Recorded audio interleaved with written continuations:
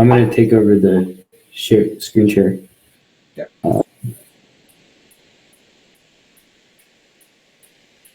So it was me, Greg, Cedric, Viggy, and Sebastian for most of it. And basically, we kind of put together some links. We have our field CAD over here. It's like the full field CAD, a manual. We found a website for an annotated manual. It's not yet fully updated with the 2024 stuff, but it should be like significantly easier to read and find stuff. And then we put in a couple of the like important specifications that we remembered and took down from the stuff we took down from the kickoff.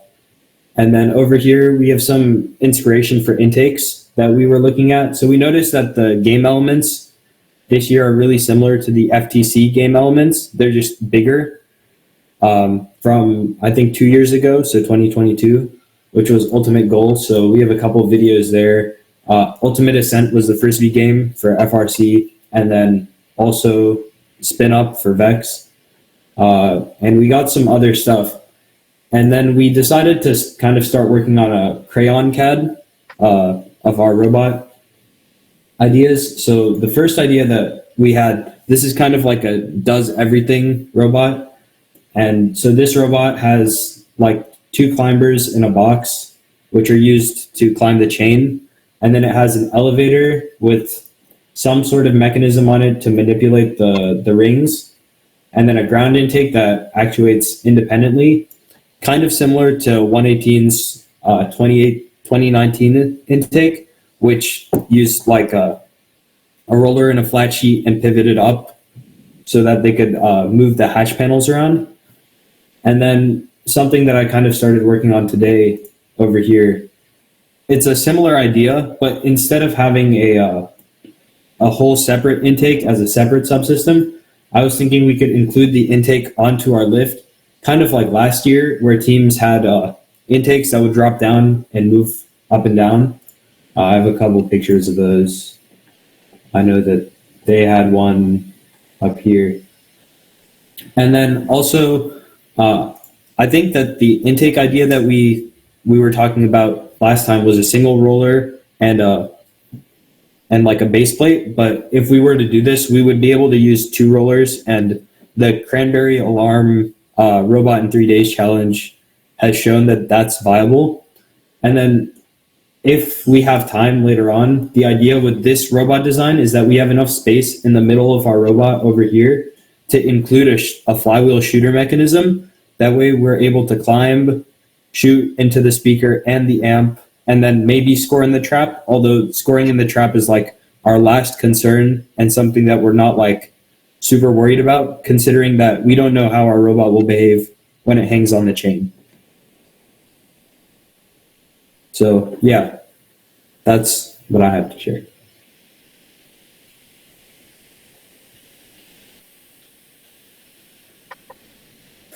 Any comments from anyone?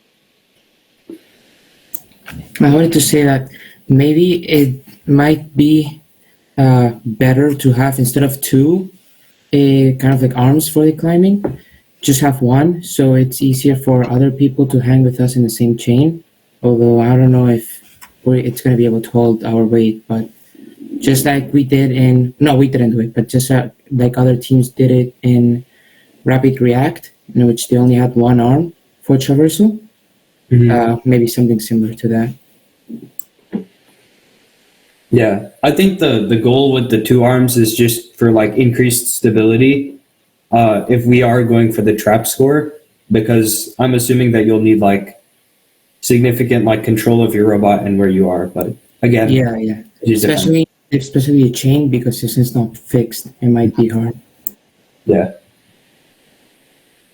Yeah, I think as we develop our strategy, we need to have some nice to have and some mandatory things we really want. And climbing, I think we have to look carefully to see what is really critical that we have to have, and what would be kind of a nice addition, and maybe having 1 of those arms be able to support the whole robot as just a back might be nice. So yeah, it's something we can definitely make a list on and kind of prioritize. Uh, Before we move on, I had a question about loading from the source. Does this design have a So the design I was talking about was a ground intake, but the goal of this design is that we can just take the kit of parts shooter and stick it on the back, and that way we have the ability to match load directly from the human station as well. And the ground intake doesn't feed into the shooter; it just feeds to the like node scorer that scores vertically. okay? Yeah.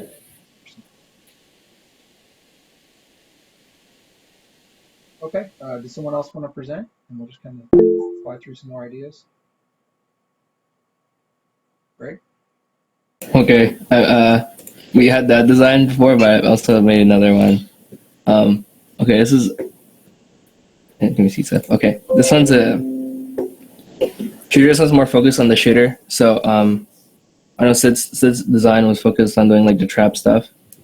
But I personally think that the trap is so much harder to do than it is for us to invest the time to really get it completed. And we're better off just focusing on getting a shooter down first. So this design, it's pretty similar to the cranberry alarm design, at least for the intake stuff. Actually, the new design is completely different, but it changed everything. But pretty standard robot, I think. The note goes in up into the shooter, the plane of the shooter. It can rotate up and down to shoot stuff into the speaker. And there's climbing at the back. The climbing stuff I haven't figured out yet. I was gonna hope somebody would get the idea for the climbing part, and I'm just gonna slap it on the robot. That was the idea for that one. So I know this robot, it can do a lot less than probably the other ideas that we had, but I feel like from my perspective, the way I look at it is it's better for us just to focus on a couple things that we really that we can really do good in. So we like focus on our execution of a couple things instead of trying to get everything sorted out. And I think when we try to do something like that, and we focus on getting the support to do that down, we can start growing as a team and slowly, in a couple of years, build more and more complicated robots. That's why I want to do something a bit simpler, like this.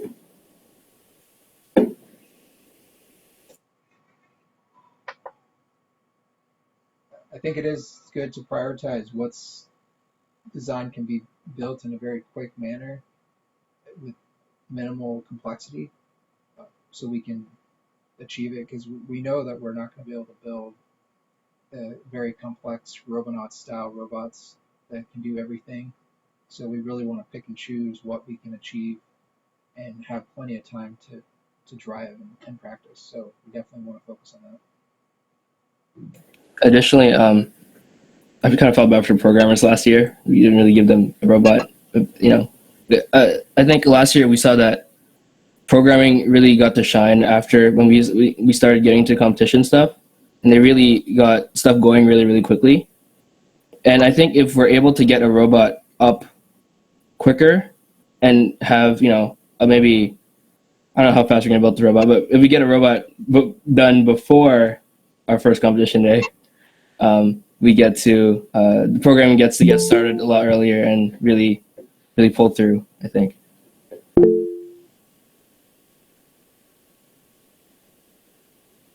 I guess that kind of segues into like maybe we should set some deadlines for when we get like stuff done, I guess. Maybe that's another thing that we should do in this meeting. I agree. I think we can propose some timelines and then kind of throw it out there and see what people think. But I do think we have an issue on setting something and achieving the timeline. We've never been great about it. So if we really focus on it now, I think maybe we can turn the tides and be ready for when the robot needs to be complete so we have enough time to practice and program. But before we jump into that discussion, does anyone have any comments on this design before we jump over to sawmills? I did want to ask a question. So for this one, are there two rollers that are like actively intaking, and are they part of like the same intake, or like what's going on there? The bottom one is just to kick up the bottom one is to kick the note up. The one's not powered. It's just to make it so it doesn't get stuck under the bumpers. Mhm. But these top two are powered. Well, we'll have to. I don't know. We'll have to test it, right? So I'm Yeah. not trying to intake stuff. It's just this is the idea, and the whole point of this being like moving up and down is so it's not like I think the first cranberry alarm one, it's like really rigid between the first two, so they made the note kind of angle up, but this one I tried to make it really flat so it goes straight into the shooter a bit easier. Does it stay down forever, or is it powered? Sorry? Does it remain down for the whole match, or is it powered? Like I was thinking I was going to put a pneumatic cylinder on it to make it go up and down. Like I said, I finished this like An hour ago. No, that's fine. I was just wondering. Yeah. And then I guess another question: is there like human match loading, or how No. does it not do that? I'm thinking we drop the note on the ground from the match loader. Yeah, because we thought if you try to use a match loader, it's probably too slow to load it and shoot it all together. It's probably better off just finding stuff off the ground and shooting it straight into speaker or amp. Also, by using a ground intake rather than like a match loading thing, you can capitalize when the your opponents miss their match load because their match load is right beside your speaker. You can just take it and then shoot it into the speaker. Mm-hmm. That's the plan. One thing that can be done for match loads is having an intake that's similar to Vector's last season, in which they were able to tilt it up in order to get it up from the match load, and also move it down in order to intake from the ground. But I think that's still going to be inefficient, and probably the best way is just to do the ground intake altogether, like just ground intake.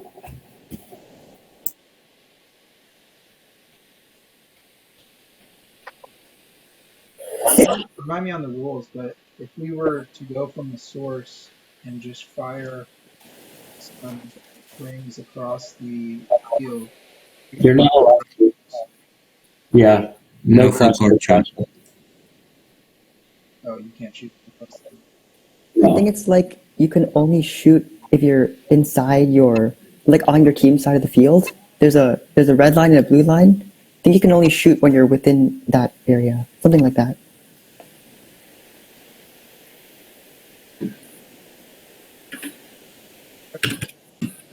Sawmill, you ready to go? Yes, sir.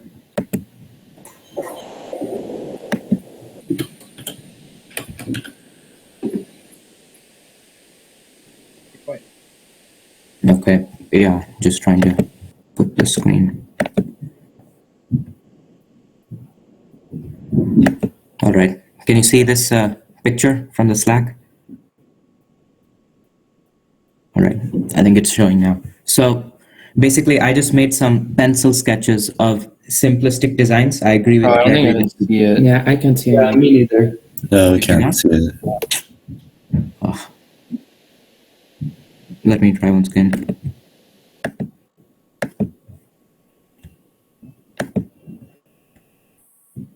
Oh, I think I'm disabled. My screen share is shown as gray. Do I need some permissions or? I don't think so. Just hit the arrow. Yeah, it's grayed out. That arrow. Oh, you can't do it. Oh, let's see. I mean, everybody else did the same thing, right? You guys just hit the up arrow. And it worked. Yeah. Yeah, it works for me too. Are you logged in with a Google account, Samuel? Do you want me to present for you? If it's just the picture in the Slack. I can present for you. You're on mute, by the way. Samuel, you're muted. Okay, it's going now.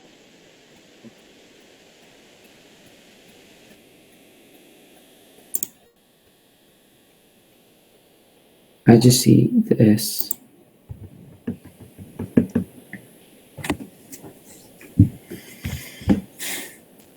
And for clarification on the full court shots, it's once you cross the other person's tape, there's like a neutral zone. You can shoot from there too.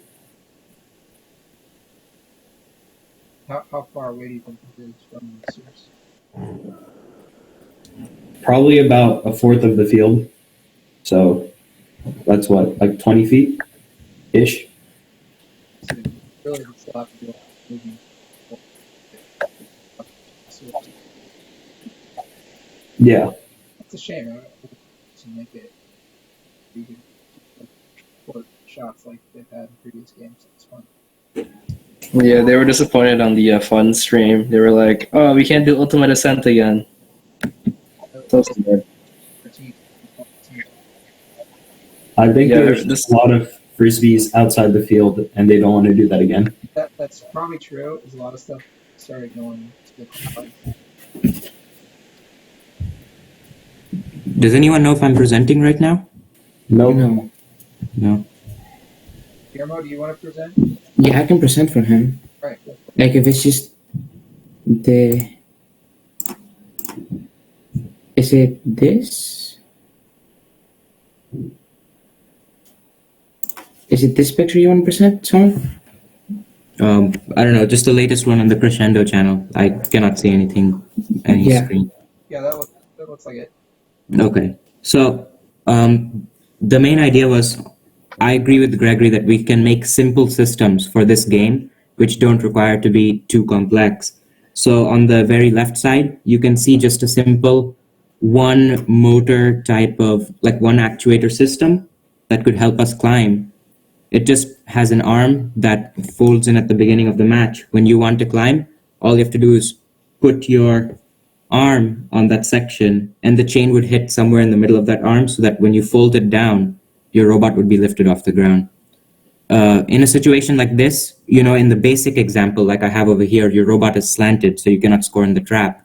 Let's say we become sophisticated enough that we want to score it, then you could add some type of stabilization against the truss, and you might have success with that. But this is a simple way. You can put it on any one of the four sides of a swerve drive, and it should be successful. On this right side, in a separate diagram, you can see my theory of one of the simplest ways you can score into the amplifier, which is that you would take discs directly from the source into your robot, and this pneumatic cylinder would start extended. Then whenever you're lined up with the amp, since the amp is just a wall, so you can put your robot directly against it, very close, then you should be able to just go in and out, and this way you're just pushing the amp out of your robot. Now, these two systems combined with a kitbot type of shooter, just like a flywheel that goes directly from the source as well, I think can be a successful design. So you have three subsystems that are separate on a robot. Since they're separate, it makes them very simple to build, especially across our many schools. When you combine them on one robot, it's like three sides that do work, and they each have a separate role. Now, of course, in this type of design that I'm saying, firstly, there's no need for a ground intake. I find that just like we did in FRC Charged Up, it's going to be very limited use, the ground intake. And especially last year, the only time we used ground intake is to do the quick cubes at the bottom. This year, there's no opportunity like that anyways. So I think it's viable to have a robot that only takes from the source. And yeah, so that's my main initial ideas for the game. Hopefully everyone can attack it and hack into it so that we can try to refine it. Any One questions? thing that you were talking about is when scoring when hang in the chain, Mm-hmm. and that's kind of very difficult unless you have something that can adjust for different heights, because remember that you're gonna be at a different height if you're climbing by yourself or if someone is climbing with you. Yeah, So if correct. you have just one arm that does not move in length, then you can't score with them. In every single game, you can score for center games only. Yeah, that's correct. I mean, the theory would be that if we were the trap scorer and we had the type of mechanism, we would get on the chain first, score the trap before anyone else gets on, because you have to be centered anyways. So it we could just demand to go first so that other people aren't interfering us. Yeah. But even with that, the trap doesn't seem as big of an investment. You can get the ensemble RP, which is having like 3 robots climbed on, or if you get a spotlight, you can use less. So I saw a good meme from Star Wars. Where I forget what the guy's name is, but he looks like a lobster. And it's like It's a trap. trap, right? And they had a meme already created for this game. Trap, and they just have him say it's a trap. So yeah, it's kind of I think something we should probably not get too deep into because I think we're not ready for it. But maybe someone should convince us why. Otherwise, I think this is a priority that we should really define. Currently, we're going to focus on that side. yeah, I think the main benefits of the designs I showed here is like, firstly, the climber with just plain climbing the chain, you'd only need one motor and one kind of easy system. Same for the amp scorer. It's just one pneumatic. It's very simple to build, and we could easily make prototypes and test these out very, very quick. Cool. Do we have any other overall strategy stuff we want to discuss? I want to get into kind of some schedule stuff before we wrap it off. I wanted to kind of strategy stuff. Can you hear me? Go ahead. Can y'all hear me? Okay, so I'm opposed to Samo on the thought that ground intake isn't really important. In Charged Up, right, the main game object was cones and cubes. I think most teams avoided picking up cones from the ground because it's an odd shape. It's not a uniform pickup area, I guess.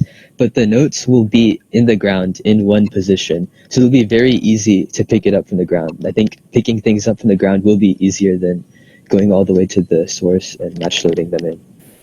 And I think also, like we saw in Charged Up, how teams started to optimize cycles by chucking the cones out into the field.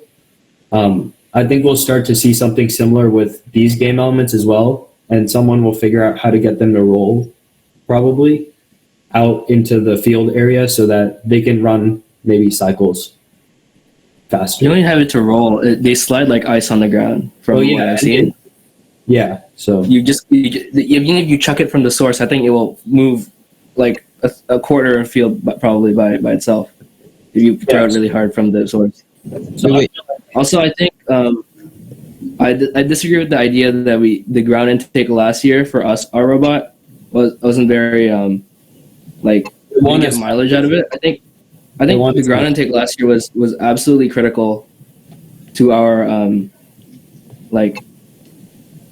success. I mean, if you look at a lot of the matches, a lot of the reason we won was because we got those links at the bottom because of our ground intake. Right? I think a lot of the reason that we were, especially Houston, we were so dominant in Houston was because of that ground intake. Ground cube. yeah. Never got Yeah. to No. We don't forget about the cones. Yeah, I think that was his point. That the ground cone intake is a very complicated thing. You really think this one. Let's make sure you don't struggle throughout the season.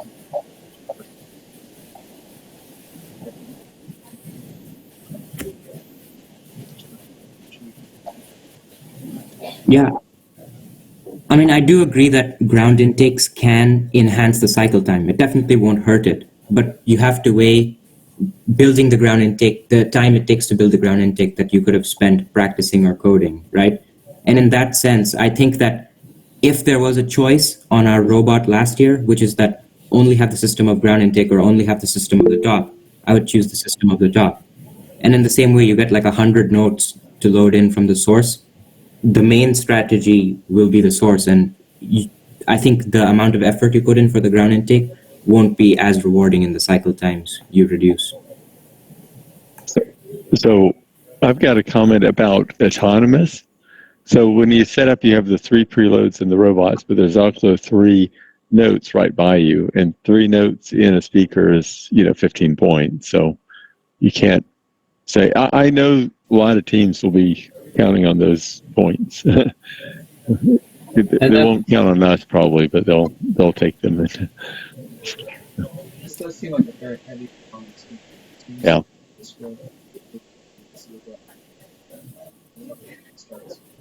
Yeah.